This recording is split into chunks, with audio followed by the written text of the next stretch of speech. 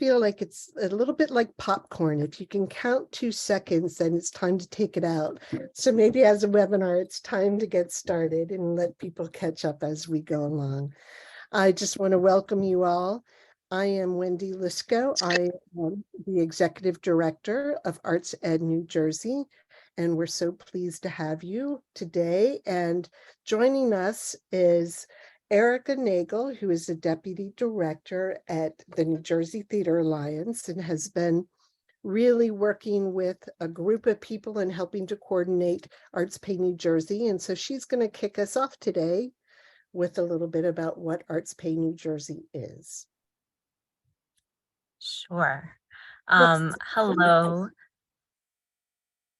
Oh, yes, we can go to the next slide. Well, good afternoon, everybody. I'm so happy to be with you all. Before I was the Deputy Director at New Jersey Theater Alliance, I was the Director of Education at McCarter Theater for about 8 years.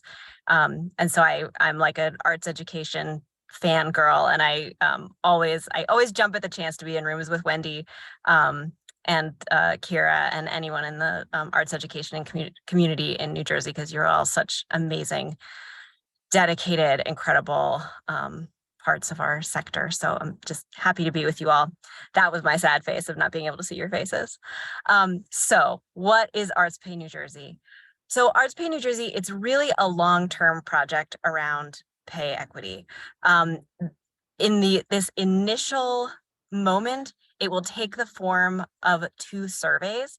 These surveys are really about getting a snapshot of our current moment and setting some baseline data.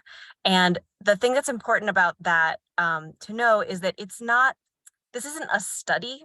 It's not about just gathering data to gather data. It's about gathering data to make change and to build more pay equity across the state, to identify gaps, to move our sector forward. So ArtsPay itself is this longer arc, but what we're going to be focused on today is this sort of initial snapshot or baseline survey project. It is coordinated by all of the art service organizations of New Jersey, South Jersey Cultural Alliance, ArtsEd New Jersey, ArtPride New Jersey, the New Jersey Theater Alliance, Dance New Jersey, and the Newark Museum has also come in as a partner and offered their perspective. So all of us were convened by the State Council on the Arts, and this came up as a real need within the field. And so we all worked together to move it forward and to get a real snapshot across the sectors within the New Jersey arts community. The project, however, will be managed by Baker Richards. They're a UK-based arts research firm. They have, I think, about 7 years of a track record of doing ArtsPay UK, where they gather this kind of data across the United Kingdom. And we had initially reached out to a US-based researcher, arts and marketing researcher that we've worked with a lot, Alan Brown, and he put us in touch with Baker Richards and said they actually already have this expertise, this platform, and so we've been really lucky to work with them. They've been amazing partners and they bring so much expertise. So the survey itself, although this working group has really worked together to make sure that it captures what we want it to capture, it's real data scientists that are moving this process forward to make sure that the survey has integrity in terms of capturing the data. Go to the next. Thank you. So why is this project important? You know, sometimes I think we need to do and collect data to really understand what we see and feel as our real life experience. And this is what this project will do. And some of those things that we know or feel are that there is inequitable pay structures and low pay and lack of benefits for our art workforce. And especially it's complicated. Nationally, it's happening, but also it's extremely complicated in New Jersey, where we have a high cost of living. So we know that low compensation contributes to people leaving our field. It's difficult for them to sustain a living. And if we have this information, what can we do to change that?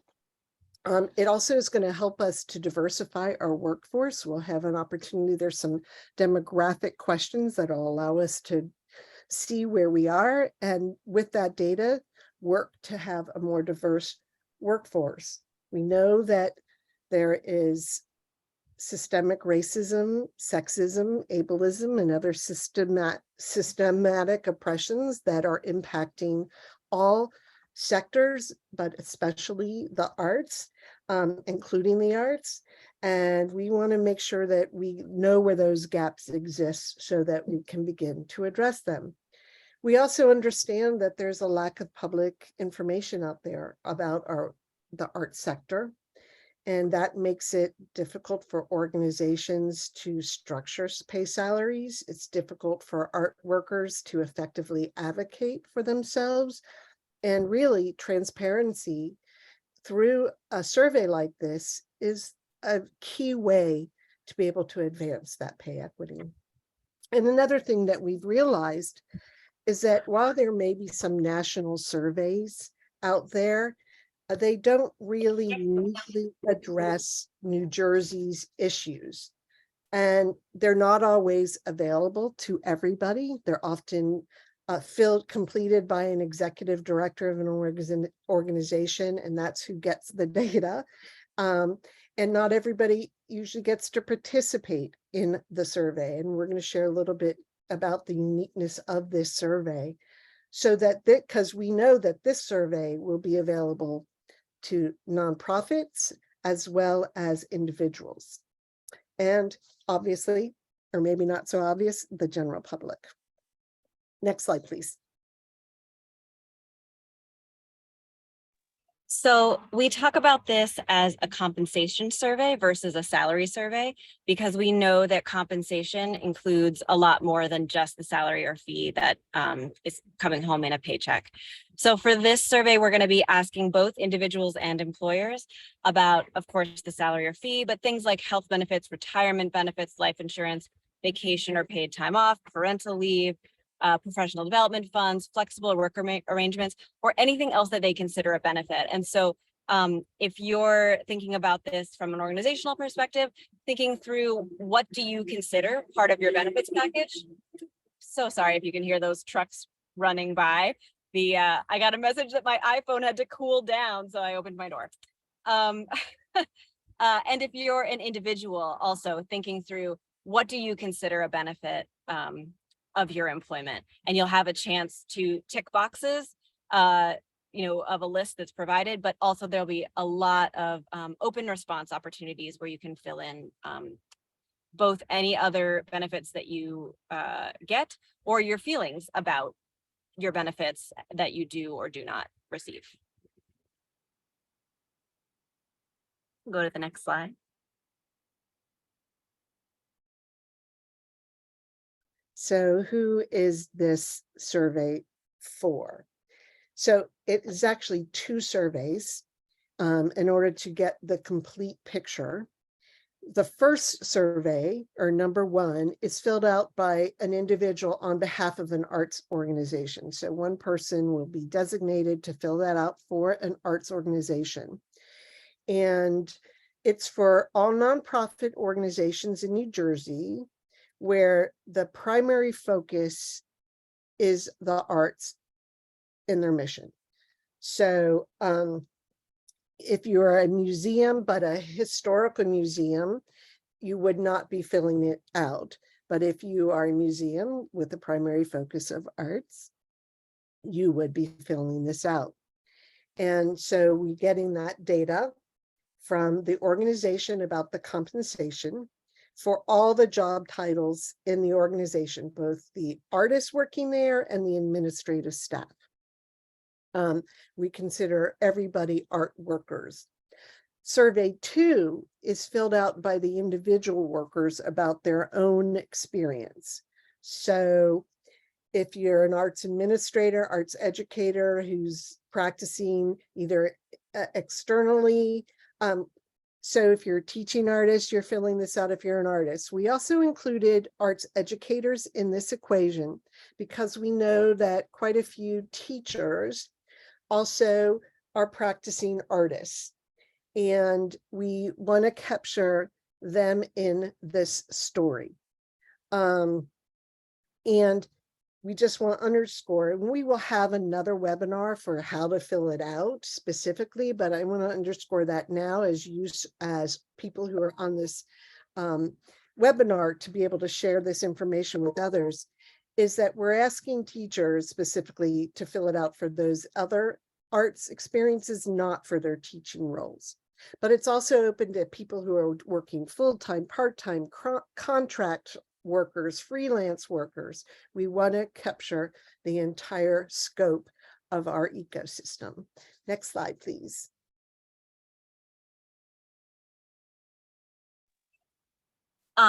So as Wendy mentioned, this data will be available certainly to everyone who filled it out, but it will be available beyond that. So the data that comes in will be collected and analyzed by Baker Richards, that fantastic consultant that we talked about. So none of the service organizations, none of the the executive director of your organization, if you're a worker there, none of them are going to see this information. It's all coming through Baker Richards. It's completely anonymous. You will fill in things like, which part of the state the organization is in, the budget size of the organization, et cetera. But nobody is going to be able to look through this data and say, oh, I want to see what the marketing director at Apple Farms makes. It's not going to be, you're not going to be able to drill down to that individual level. So it really is truly anonymous. Even the platform that's being used to collect it, it's all run by Baker Richards. So none of us on the working group, nobody within the New Jersey community has access to the specifics. And then that data will be released in two forms. One is a written report that Baker Richards will put together. You can actually see, if you Google ArtsPay UK, you can see some examples of their written reports from their UK version, and they do a great job kind of finding what they think as data scientists are the most interesting, compelling themes or patterns that show up in the data. And then, thanks to our friends at the Arts Council, we will have a public dashboard. They were able to fund that sort of addition to this project. So that public dashboard, the link will be on all of the different service organizations' websites. Probably if you're on this webinar, you're most closely related to ArtsEd New Jersey, so you would go to their website. And that public dashboard is going to allow you to kind of slice and dice the data so that you could say, oh, I'm curious what a development associate in North Jersey at a dance company makes compared to a development associate at a visual arts museum in South Jersey. And that will become a really great tool. And we hope that over the summer, we'll have yet more webinars of kind of how to use that public dashboard and how to find the kinds of information that you might be interested in. You can go to the next slide. So who has access to the results? This is something that I think really sets this project apart from a lot of other surveys that are out there looking at compensation or demographics. The information will be available to the public. There will be no cost associated. There are many surveys where not only do you have to pay to participate, but even if you don't pay to participate, you have to pay to access the data. Or there are many surveys where the data is only released to the executive leadership at organizations, in which case it actually doesn't become a tool to empower arts workers. It really only is of value to the executives and at the organizational level. We really believe that this is valuable information for everyone. And so we want to make it available. The public dashboard, as I mentioned, the links will be on all of the Arts Service Group websites. And importantly, you don't need to have participated to view the results. Of course, we hope and we anticipate everyone on this call will participate. But particularly, we're thinking about, let's say someone who is a college junior right now, and next year, as they're considering entering the arts workforce, they just have no idea about salary. And you go to somewhere like, glassdoor.com, and it's all corporate jobs. You're not going to get a good sense of our sector.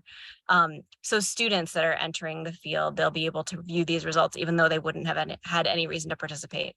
Or someone who might be moving to New Jersey out of New York or from across the country.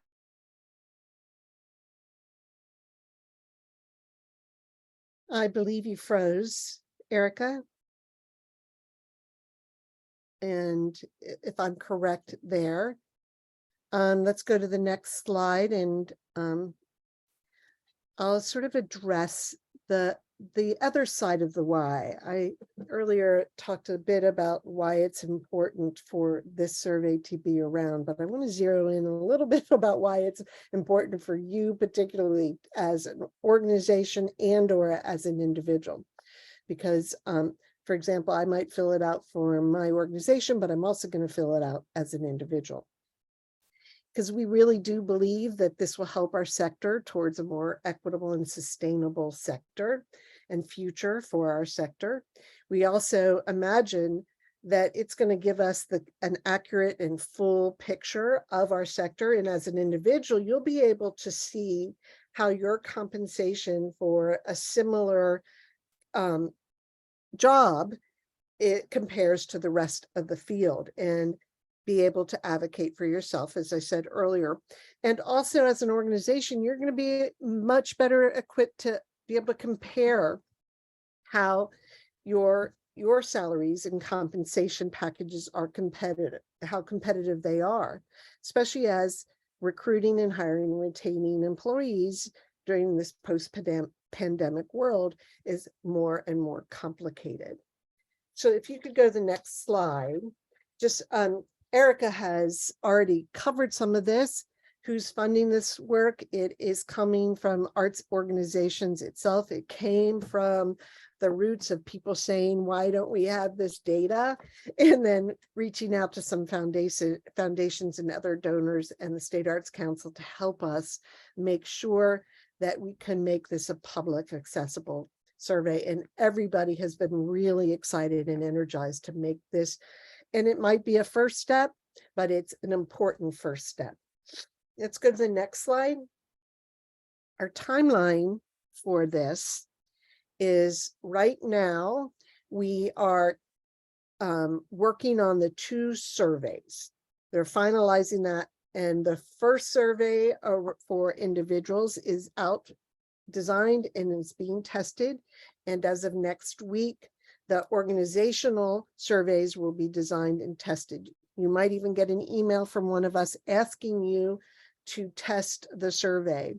We're really hopeful that we've gone through it enough that once you fill it out, that you'll be able to have that be your investment in the survey and your contribution to the survey. But I do want to be clear that if you should do it and we end up changing the survey dramatically, you may need to complete it again. So you will want to save your data.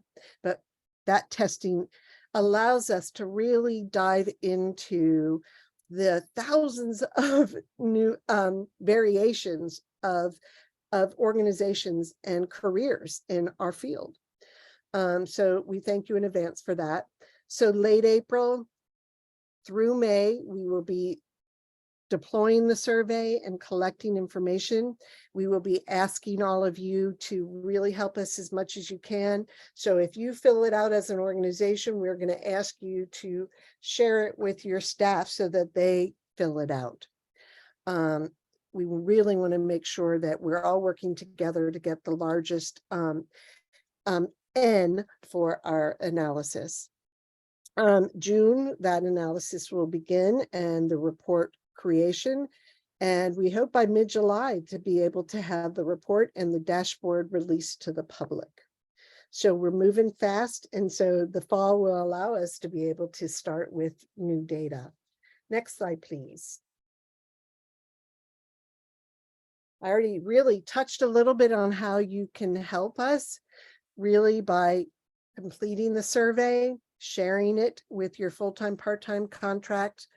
I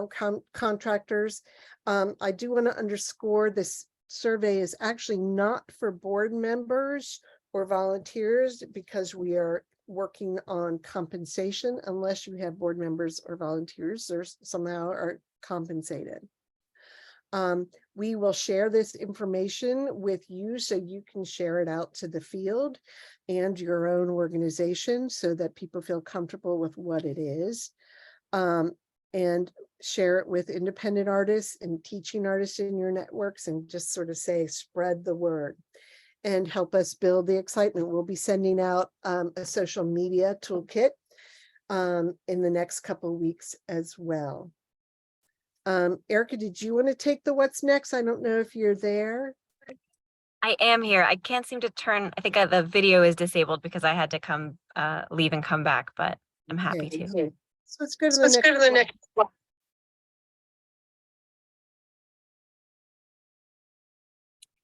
Okay, so what's next? So some of this is sort of similar to the timeline that Wendy just went over, but we're right now finishing. Actually, I think we're pretty much done with this first draft development, or this, I don't know, 35th draft development, and we're in the testing phase right now.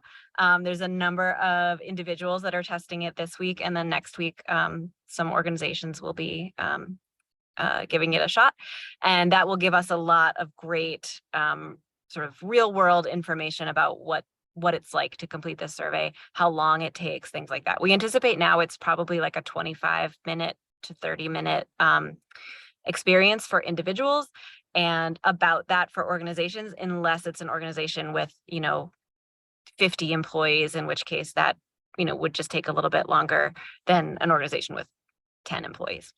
But we will learn that in this testing phase. So that's happening right now, this week and next.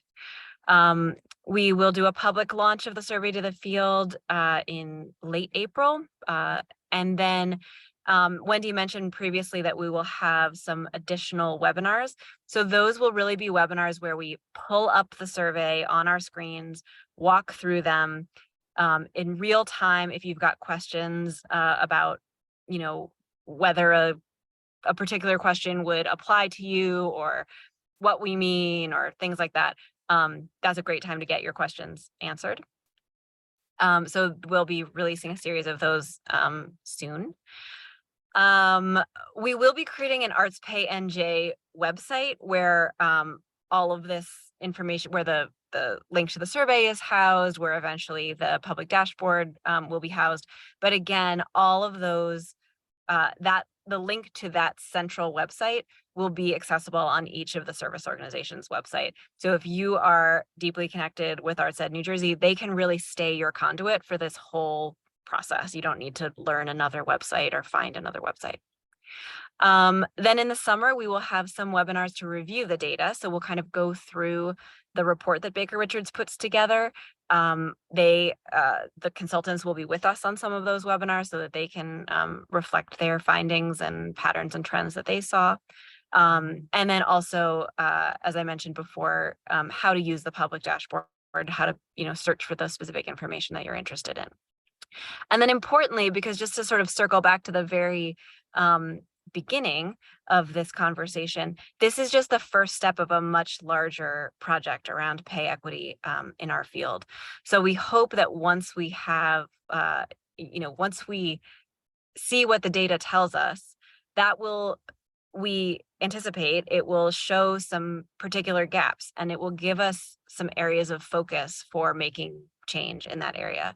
And so we hope that once we have identified those gap areas, we'll be able to bring in some experts from New Jersey and beyond for some webinars that kind of dig into those particular gap areas and how we might be able to move forward for a more equitable future. Well, thank you. Thank you. Oh, I have that echo again. But we would love to take questions. We know we just gave a lot of information. Not sure if they can unmute and just talk, or if you need to use the Q&A section. I see one question here in the Q&A. Will this information be available to Occupational Outlook handbook? Not sure how to answer that. And that's why Marcia, I don't know if you were able to unmute to ask your question.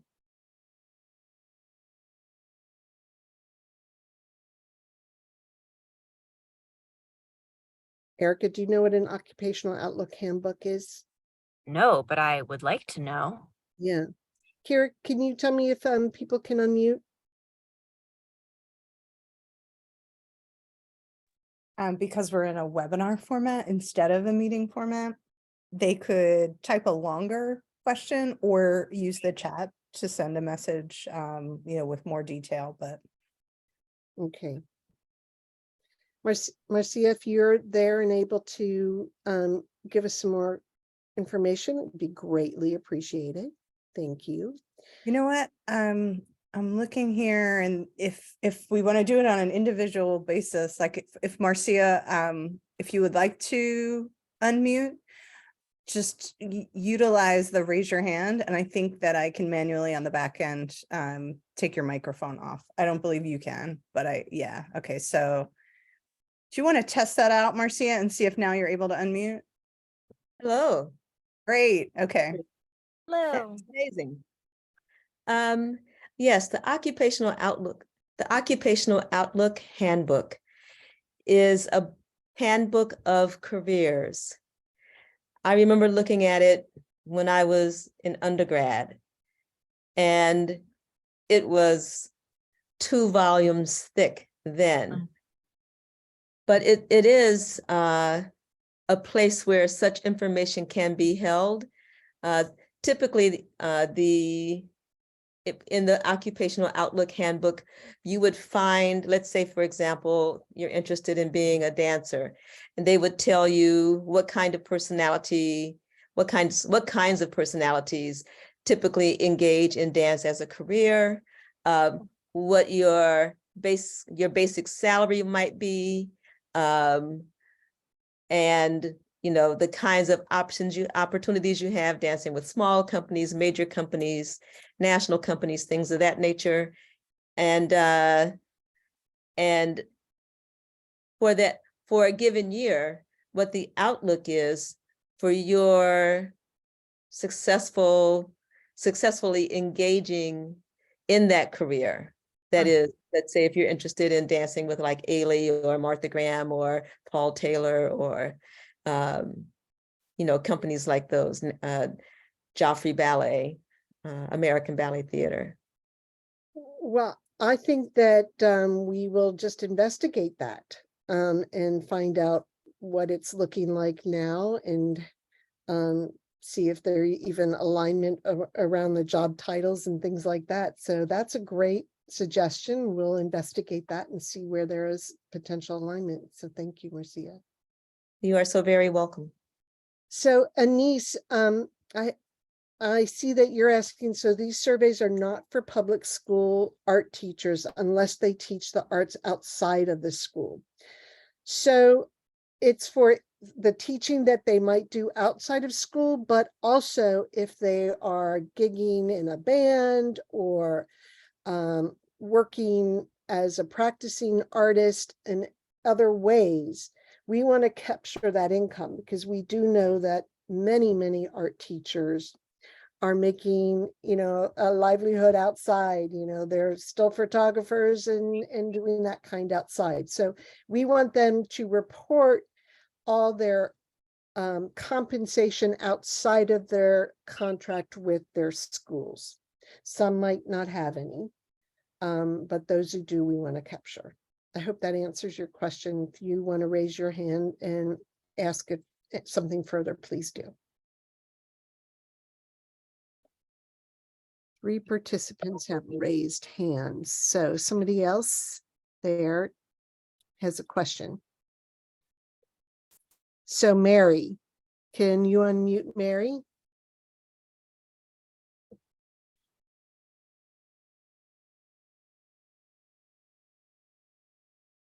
Mary, you should be able to take the microphone off mute to ask your question.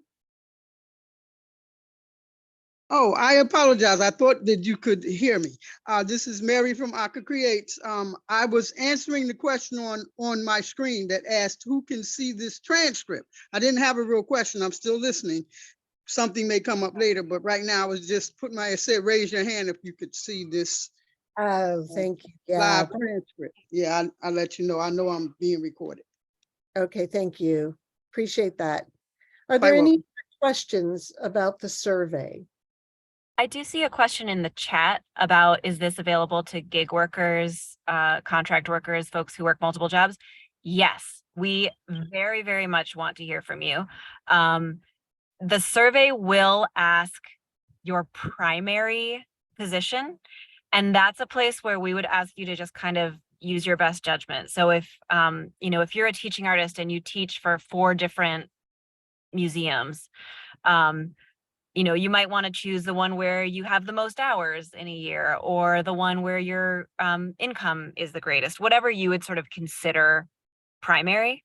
And then we have a lot of open response opportunities. So, anything that you feel like the survey is not capturing about your experience, and I suspect that this will primarily be the folks that you mentioned who have many different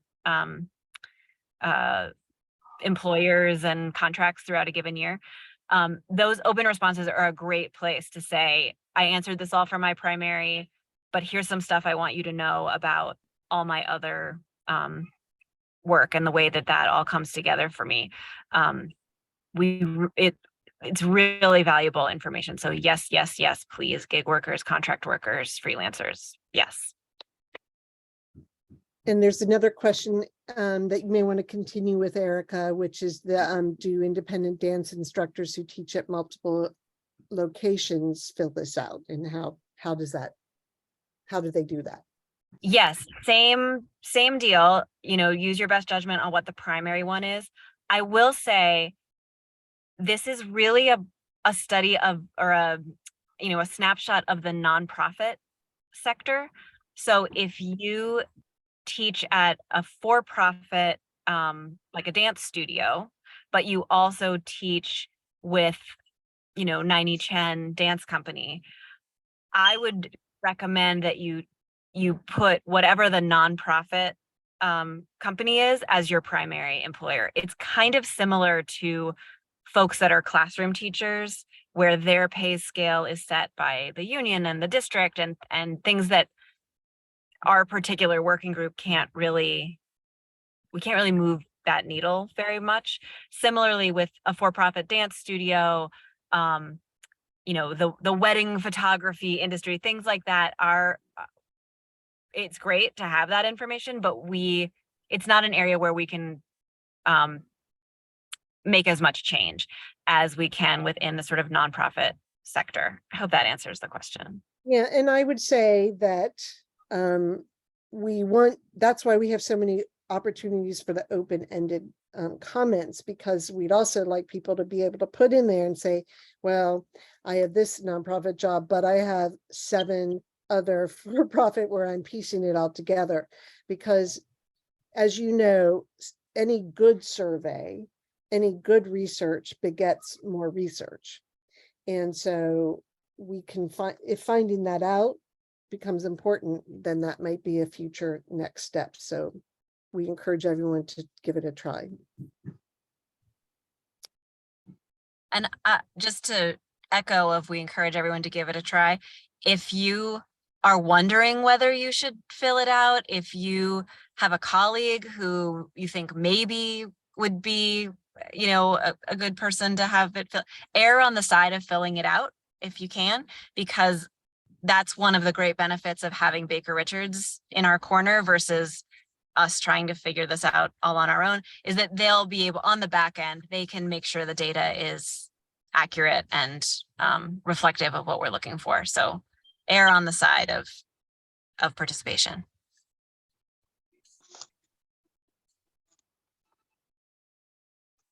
Any other questions? Either in the chat, raise your hand, or use the Q&A. So many options.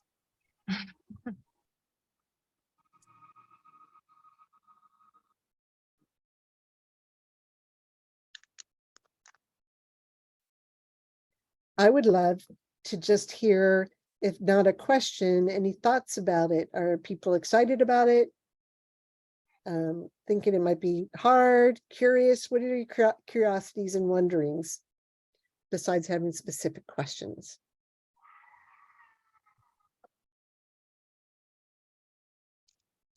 I'm excited about it because starting out 8 years ago, we paid what was then considered a small amount, and we have since increased the amount that we pay our working artists, independent artists. But I am concerned about the cost and the varied ranges in costs. For example, one person told me that they charge $100 per hour, someone else $70 per hour. So does that, how does a small nonprofit or an established organization like, let's say, Newark Museum of Art deal with independent artists who have such a range in costs or fees for their services? Right. And correct me if I'm wrong here, Erica, one of the questions will be asking the organizations their size. So we'll get a sense of the size and the relationship to salaries. So we'll be able to have some more information that might confirm what you're feeling. Yep. And then give us some new data to go, where's next? What's next?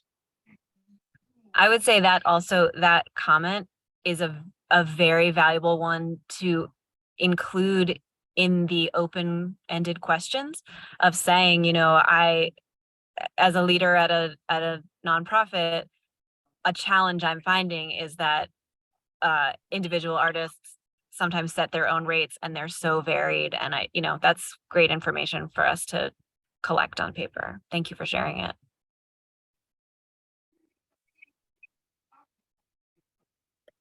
And I'm curious if any of the teachers who, non-teaching arts, but public school teachers who are on the line might reflect on how this might work for advancing the art educator field.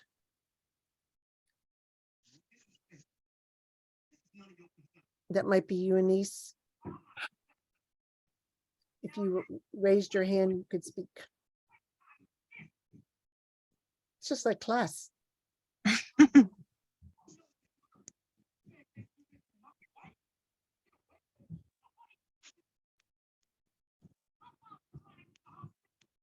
All right, well, okay, Jennifer. I'm concerned that we not be able to increase pay for artists and teaching artists because in general, the pay is already so low and that translates and that translates to the market value. I'm not sure if, I mean, if it's possible, Jennifer, if you can raise your hand so you can unmute and sort of expound on that for us. Thank you.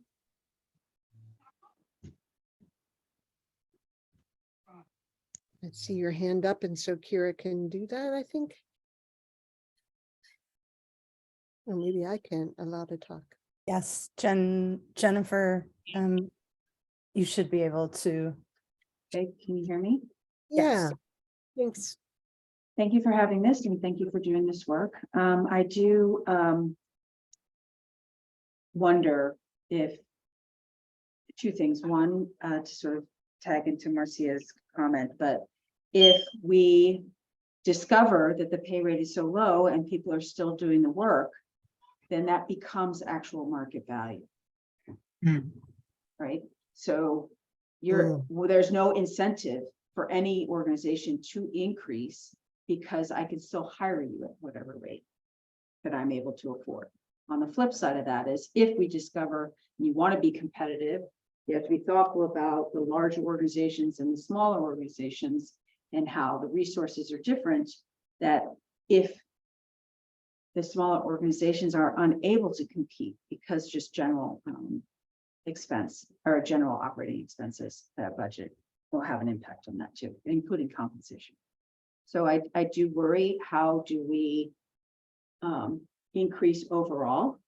Because we need to. I mean, even in the organization I work, I want to pay people more.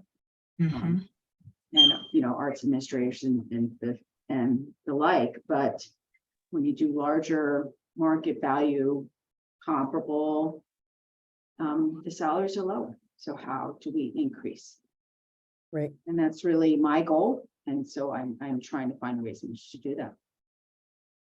So we're really hoping, thank you for that comment, in both sides of the comment, that, you know, I think this is what we're hoping to have some really concrete data on, so that we can say, oh, that is true. We've been feeling that. Let's see what that looks like.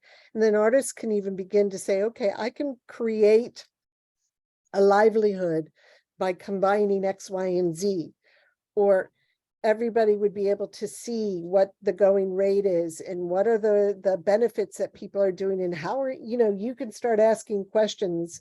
It seems like while you won't be able to identify who is doing what, you'll be able to identify that there are people doing that. And then we could, you know, as ArtPride New Jersey would convene people and around teaching artistry, and then we could begin to solve it once we have the real data. But thank you for sharing, you know, taking the long view and seeing some of the possible threats and opportunities for doing something like this. I think also it's such a valuable comment, Jennifer. I really, it's really making my brain work. It's great. I think for me, the fact that we have come to this as part of a sort of larger arc, I think all of the folks on the working group agree with you and want to see pay rates rise generally across the field. And I think that's part of why we built the survey to capture the full compensation package, to hopefully capture, you know, for instance, there's a question on the individual survey of how many hours are you officially expected to work on this job? And then it has a follow-up question of how many hours do you actually work on this job? There's a question about whether people are considering, are actively seeking to leave the arts field, are considering leaving the arts field, why or why not? So I think I don't think we're going to end up with a report that kind of calcifies a market rate. I think even if we learn that the market rates are, you know, let's say consistent and people are working within them, I think we're also going to get a lot of information about people's satisfaction with those rates. I think we're going to be able to compare those rates to kind of cost of living in different geographic areas across New Jersey. We're gonna even see, for instance, age ranges of participants, and we might see, who knows, that is there a drop off after a certain age when, you know, if people are starting to have kids or you know, other family responsibilities or life responsibilities. So I'm hopeful that the sort of wraparound information will give us a more nuanced picture than something that managers will use or could use to say, I don't have to pay anybody more than I'm paying them.